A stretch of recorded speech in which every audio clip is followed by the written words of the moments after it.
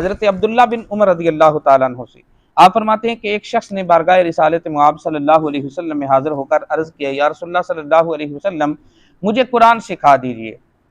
آقا کریم صلی اللہ علیہ وسلم نے ارشاد فرمایا الف لام را، یہ الف را سورہ یونس جو ہے یہ بھی الف لام را سے اس کا آغاز ہوتا ہے۔ تو اس نے آ کر کہا کہ یا رسول اللہ مجھے قرآن سکھا دیجئے۔ آقا کریم صلی اللہ علیہ وسلم نے ارشاد فرمایا الف لام را سے شروع ہونے والی 3 سورتیں پڑھ لو، یہ تمہارے لیے کافی ہو جائے گا۔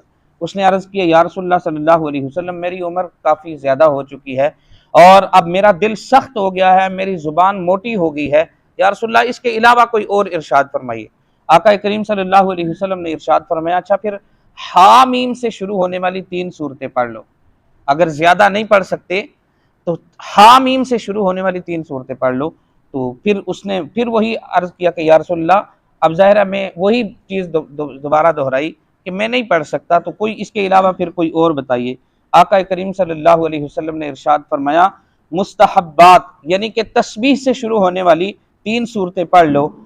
تو پھر اس نے پھر وہی عذر عرض کیا کہ یا رسول اللہ صلی اللہ علیہ وسلم مجھے کوئی اور جامع سورت سکھا دیجیے۔ آقا کریم صلی اللہ علیہ وسلم نے اسے اذا زلزلت الارض زلزالہا، چھوٹی سی سورہ مبارکہ ہے 30ویں سپارے میں، اذا زلزلت الارض زلزالہا یہ سورت سکھائی۔ اور اس سے فارغ ہونے کے بعد اس شخص نے عرض کیا اس ذات کی قسم جس کے قبضہ قدرت میں میری جان ہے یا رسول اللہ اس کے اوپر میں زندگی بھر کبھی بھی اضافہ نہیں کروں گا، یعنی بس یہی صورت میں پڑھتا رہوں گا، ساری زندگی بس یہی میں پڑھتا رہوں گا۔ وہ جب چلا گیا تو آقا کریم صلی اللہ علیہ وسلم نے 2 مرتبہ ارشاد فرمایا یہ چھوٹا سا بندہ نجات پا گیا، یہ چھوٹا سا بندہ آدمی نجات پا گیا۔